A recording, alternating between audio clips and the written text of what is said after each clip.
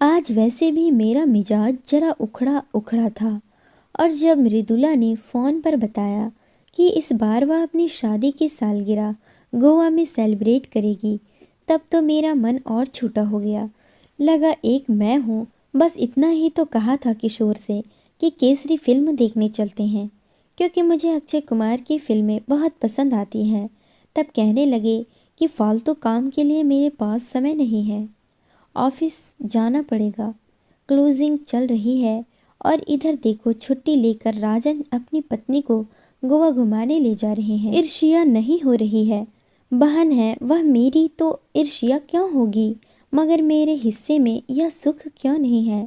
यह सोचकर मैं उदास हो गई, क्योंकि मैं भी तो उसी कोख से पैदा हुई थी जिससे मृदुला, बस 1 मिनट की ही तो बड़ी छोटी हैं हम दोनों। फिर सुख में इतना अंतर क्यों? क्या हुआ, कहाँ खो गई मंजरी? जब मृदुला ने पूछा तो मुझे ध्यान आया कि वह फ़ोन पर ही है। गोवा से क्या लाऊं तुम्हारे लिए, बता। हाँ, वहाँ काजू बहुत अच्छे मिलते हैं, वही ले आऊँगी। अरे कुछ नहीं, बस तू घूम के आ अच्छी तरह। काजू तो यहाँ भी मिल जाते हैं, वहाँ से ढोकर क्यों लाएगी, मैंने कहा। पर वह जिद पर अड़ गई कि नहीं, मैं बताऊँ कि मुझे क्या चाहिए। अच्छा ठीक है, जो तुम्हें अच्छा लगे लेते आना, कहकर मैंने काम का बहाना बनाकर फ़ोन रख दिया। नहीं तो वह और ना जाने क्या क्या बोलकर मेरा दिमाग ख़राब करती। वह आए दिन मुझे फ़ोन करके कुछ न कुछ बताती रहती है, जैसे कि आज राजन उसे मॉल में शॉपिंग करवाने ले गया, आज अपने पति के साथ वह फिल्म देखने गई। मना करती रही, फिर भी राजन उसे होटल में खिलाने ले गया। आज राजन उसके लिए साड़ी लेकर आया, आज राजन उसके लिए झुमके लेकर आया। उफ, मेरे तो कान दुखने लगते हैं उसकी बातें सुनकर। कभी कभी तो लगता है वह मुझे जलाने के लिए ऐसा करती है। वैसे अपनी शादी की हर सालगिरह मृदुला ऐसे ही किसी अच्छी जगह सेलिब्रेट करती है, कभी शिमला, कभी दार्जिलिंग, कभी सिंगारपुर और इस बार गोवा। पर किशोर को एक बार भी नहीं लगता है कि हमें भी कभी किसी अच्छी जगह अपनी सालगिरह सेलिब्रेट करनी चाहिए, बल्कि वे तो इन सब बातों को फजूल खर्ची मानते हैं। कहते हैं कि ये सब ढकोसलेबाजी है, एकदम पुराने ख्यालात के इंसान हैं। किशोर और वहीं मृदुला के पति राजन उतने ही नए और रोमांटिक विचारों वाले इंसान हैं, एकदम मेरी तरह। मैं भी तो ज़िंदगी जीने में विश्वास रखती हूँ, ना कि झेलने में। अच्छे अच्छे कपड़े पहनना, होटलों में खाना, पार्टी करना, ढेर सारी शॉपिंग करना मुझे कितना अच्छा लगता है, मगर मेरे कंजूस पति ये सब मुझे करने दे तब न। कभी कभी तो लगता है वही औरत सुखी है जो कमाती है, अपने पर खुलकर खर्च तो कर सकती है, लेकिन मृदुला कौन सा कमाती है, फिर भी जिंदगी का पूरा पूरा लुत्फ उठा रही है। अब उसका पति ही इतना दिलदार। मेरे पति तो बस सादा जीवन उच्च विचार वाले इंसान हैं, एकदम बोरिंग। सोचा नहीं था कभी मेरा ऐसा इंसान से पाला पड़ेगा जो एकदम निरस होगा, बात बात पर पैसा पैसा करते रहते हैं। अरे पैसा ही सब कुछ है क्या? जीवन की खुशियाँ कुछ नहीं। लोग कमाते किस लिए हैं? खर्च करने के लिए ही ना। मगर किशोर जैसे इंसान पैसे को अलमारी में सहेज कर उसे धूप दीप दिखाने में विश्वास रखते हैं, ताकि वह और फूलता फलता रहे। मगर उन्हें नहीं पता कि रखे रखे पैसे में भी दीमक लग जाती है। इंसान को एक दिन मरना ही है, तो क्यों ना सुख मौज करके मरे। मगर यह बात उस मंदबुद्धि इंसान को कौन समझाए। अरे सीखे कोई राजन जीजा जी से, कैसे वे खुद भी शान से जीते हैं और बीवी बच्चों को भी उसी प्रकार जिलाते हैं। कोई बात मृदुला के मुंह से निकली नहीं कि वह चीज लाकर रख देते हैं। यह बात मुझे मृदुला ने बताई थी कि जब तब राजन उसके लिए महंगी महंगी साड़ियाँ जेवर खरीद लाते हैं, वह मना करती रह जाती है और एक मैं छोटी छोटी चीज़ों के लिए भी तरसती रहती हूँ। कितने शान से कहती है मृदुला कि उसके पति का सारा वेतन उसके ही हाथों में आता है और एक किशोर है, गिन गिन कर मुझे घर चलाने के लिए पैसे देते हैं, जैसे मैं उनके पैसे लेकर भाग जाऊंगी। आश्चर्य होता है, तड़क भड़क से दूर रहने वाली मृदुला की ज़िंदगी इतनी रंगीन बन गई। और मुझे जो तड़क भड़क वाली ज़िंदगी अच्छी लगती थी, तो मेरा एक ऐसे इंसान से पाला पड़ा जिससे ये सब ढकोसला लगता है। लगता है जोड़ियाँ ही गलत बन गई हमारी। आखिर क्यों क्यों जो चीज़ जिसे मिलनी चाहिए उसे नहीं मिलती, इसका उल्टा ही होता है। हमें एक चीज़ दे दी जाती है और कहा जाता है इसके साथ तुम्हें ज़िंदगी भर निभाह करना होगा, चाहे हमें उस चीज़ से नफ़रत ही क्यों न हो। हाँ, कभी कभी मुझे किशोर के आचरण से नफ़रत होने लगती है। लगता है कि गवार के पल्ले बांध दी गई मैं, और वहाँ मृदुला रानी सा जीवन जी रही है। सच कभी कभी तो लगता है सब कुछ छोड़ छाड़ कहीं भाग जाऊं, क्योंकि इस इंसान से निभाना मुश्किल लगने लगा है। लेकिन हम ऐसे जंजीरों में जकड़े हुए हैं कि उनसे मरते दम तक आज़ाद नहीं हो सकते। आज क्या बन रहा है खाने में? खुशबू तो बड़ी अच्छी आ रही है। किचन में प्रवेश करते हुए किशोर ने पूछा। मैं दूसरी तरफ ही मुंह किए बोली, कुछ खास नहीं, रोटी व दाल। मन हुआ किशोर को बताएं कि देखो कैसे राजन जीजा जी अपनी पत्नी को दुनिया की सैर करवा रहे हैं, और एक तुम बस चूल्हे में ही झोंकते रहो मुझे। पर क्या फ़ायदा, मगर मुझसे रहा नहीं गया, बोल ही दिया। किशोर कहने लगे, तो तुम क्यों उदास हो रही हो? उनकी ज़िंदगी है, जैसे चाहे जिए। मुझे उनकी बात पर बड़ा गुस्सा आया। बोली, तो क्या हम उनकी तरह नहीं जी सकते? क्या हम बूढ़े हो गए हैं? क्या कभी तुम्हारा मन नहीं करता कि हम भी ऐसे कहीं बाहर घूमने जाएं? अब कहोगे पैसे कहाँ हैं? इतनी तो क्या मेरी दूल्हा के पति से कम सैलरी मिलती है तुम्हें? कहो ना कि मन ही नहीं करता तुम्हारा इन सब चीज़ों का। बोरिंग इंसान हो तुम, बोरिंग। गुस्से में आज मैंने जमकर सब्जी से में नमक डाल दिया। क्या करती, मेरी आदत है, जब तक मेरा गुस्सा नहीं उतरता सिर भारी भारी सा लगता है। लेकिन सब्जी बिगाड़ देने के बाद भी मेरा पारा गर्म ही था। मगर स्वभाव से शांत किशोर कहने लगे, बोरिंग इंसान नहीं हूँ मैं मंजरी, और ना ही कंजूस समझो तुम। बच्चे बड़े हो रहे हैं, उनकी पढ़ाई लिखाई शादी ब्याह के बारे में भी तो सोचना होगा। अब हमें दिन प्रतिदिन बच्चों की महंगी होती पढ़ाई, ऊपर से घर गाड़ी का लोन, ये सब मेरी कमाई से ही हो पा रहा है, और तो कोई ऊपरी आमदनी है नहीं।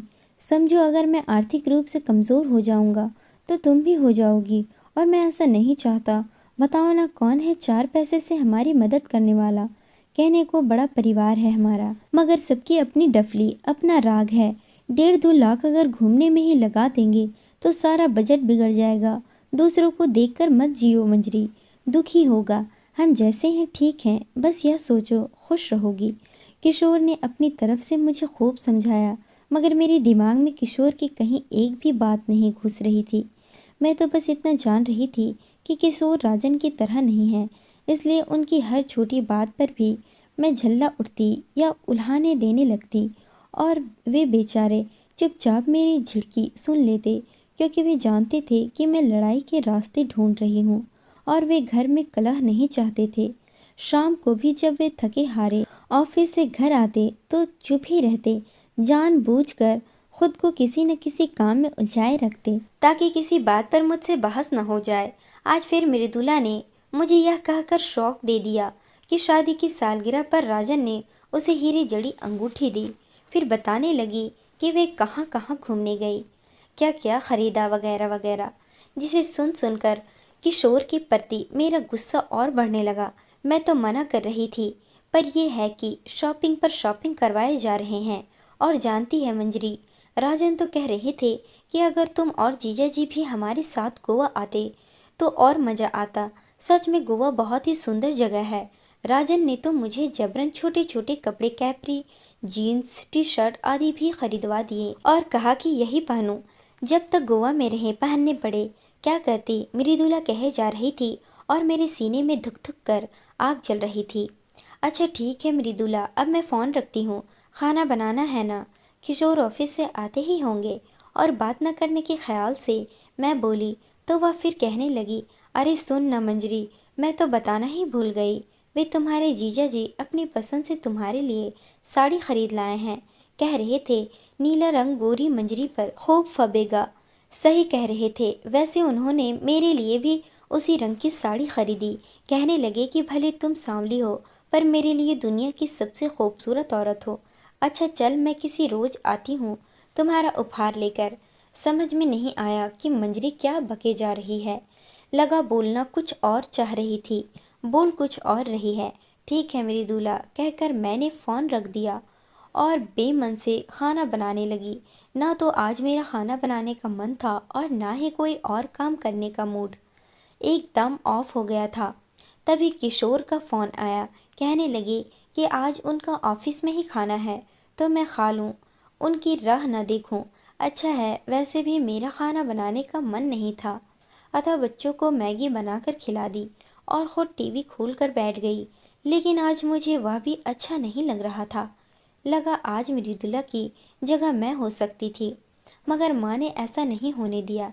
याद है जब लड़के वाले मृदुला को देखने आने वाले थे, तब माँ ने मुझे पड़ोसी के घर भेज दिया ताकि पिछली बार की तरह इस बार भी लड़के वाले मुझे ही नापसंद कर ले।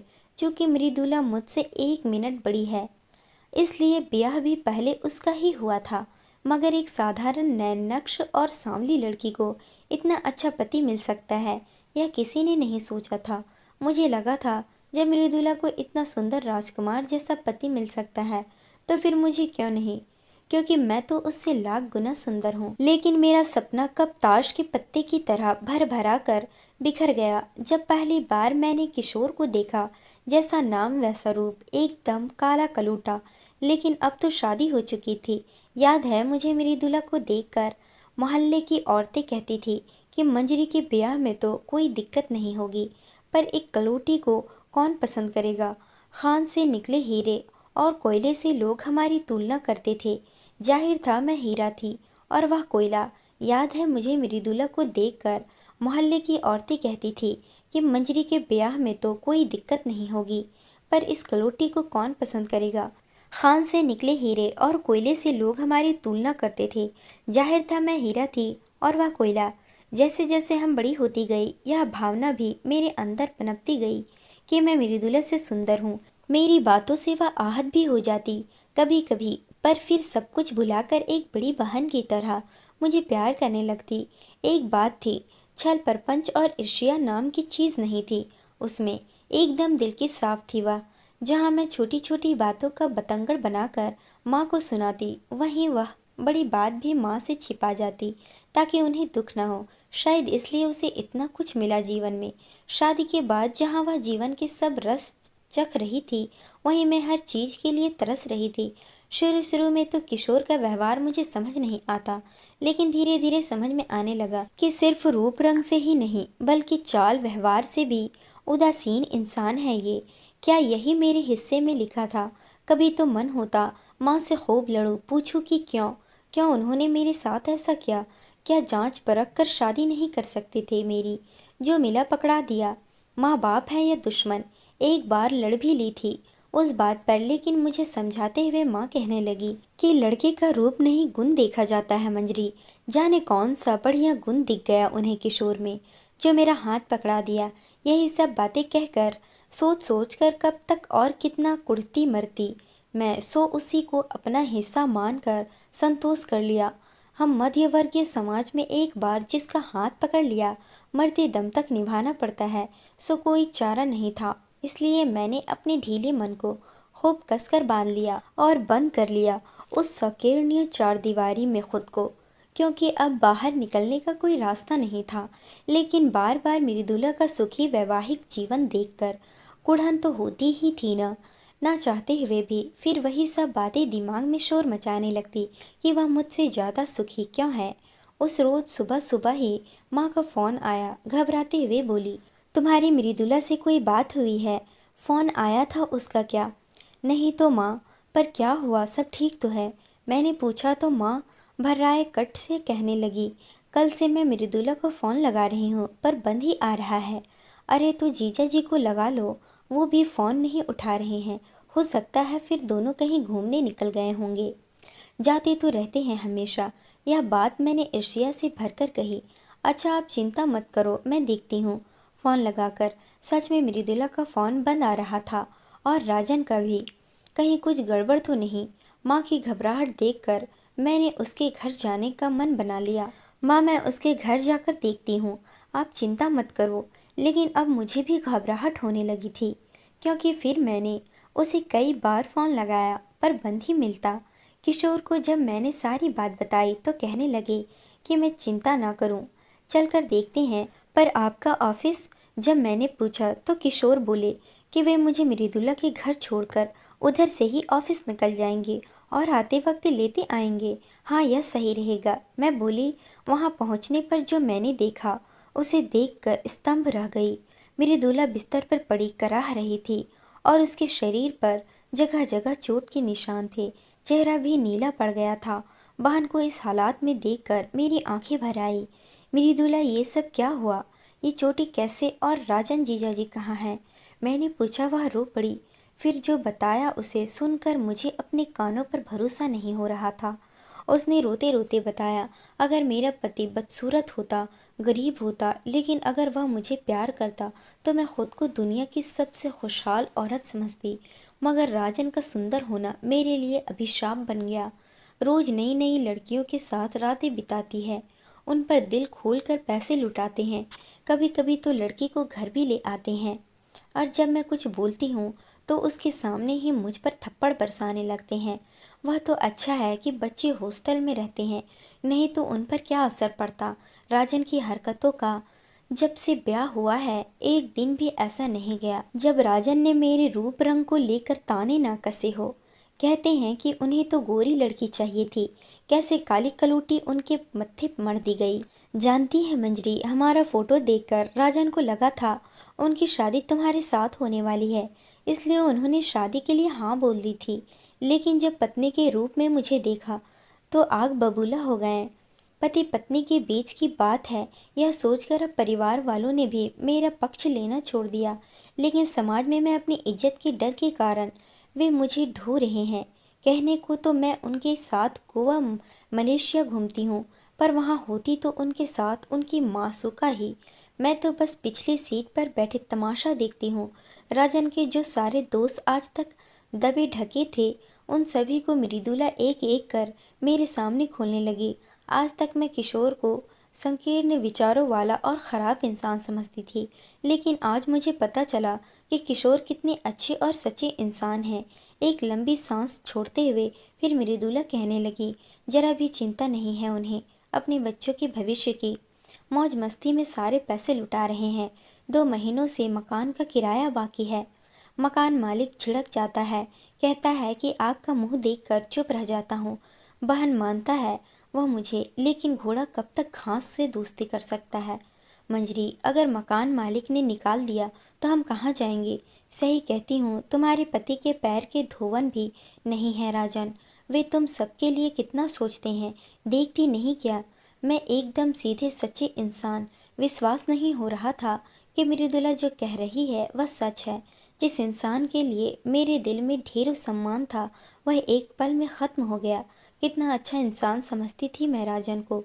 सोचने लगी थी कि काश इससे मेरा ब्याह हो गया होता तो मैं कितनी सुखी होती, लेकिन मैं कितनी गलत थी। खुद को कोसती रहती थी, या कहकर कि क्या मेरा किशोर जैसे इंसान से पाला पड़ा। मगर आज उसी किशोर पर मुझे नाज हो रहा है। दिखाते नहीं पर मुझे प्यार बहुत करते हैं, यह मुझे अब समझ आया। लेकिन तुम ये सब क्यों सहती रही अकेली? बताया क्यों नहीं हमें? मैंने पूछा तो क्या करती और क्या बताती तुम सबसे? क्या हालात बदल देते तुम सब? तुम्हें हमेशा लगता था ना मंजरी कि मैं बहुत सुखी हूँ। तेरे इसी भ्रम को मैं जिंदा रखना चाहती थी, दिखाना चाहती थी उन लोगों को जो कहते थे इस कलौटी को कौन पूछेगा। झूठा ही सही पर लोग तो सही मान रहे हैं ना कि मैं बहुत सुखी हूँ और मेरे पति मुझे बहुत प्यार करते हैं। माँ पापा भी खुश हैं। तो रहने दो, मैं अपना दुख सुनकर उन्हें जीते जी मौत के मुंह में नहीं धकेलना चाहती। इसलिए जो जैसा चल रहा है चलने दे। तो यह बात कभी अपने मुंह से मत निकालना, वरना तो मेरा मरा मुंह देखेगी। अब जब उसने इतनी बड़ी धमकी दे दी तो फिर कैसे किसी से मैं कुछ कहती। लेकिन लगा क्या सोचती रही थी मैं मृदुला के बारे में, और क्या निकला। शाम को किशोर आकर मुझे ले गए। रात भर मैं मृदुला के बारे में सोच सोच कर रोती रही। मेरा सूजा चेहरा देखकर किशोर को यही लगा कि मैं मृदुला की तबीयत को लेकर परेशान हूँ, पर बात तो उससे भी बढ़कर थी, पर बता नहीं सकती थी किसी को। सुबह उठकर रोज की तरह मैंने एक तरफ चाय और दूसरी तरफ सब्जी बनाने को कढ़ाई चढ़ाया ही था कि पीछे से किशोर ने मुझे अपनी बाहों में घेर लिया और पूछा, क्या बना रही हो? नाश्ता और क्या? मैंने कहा मत बनाओ।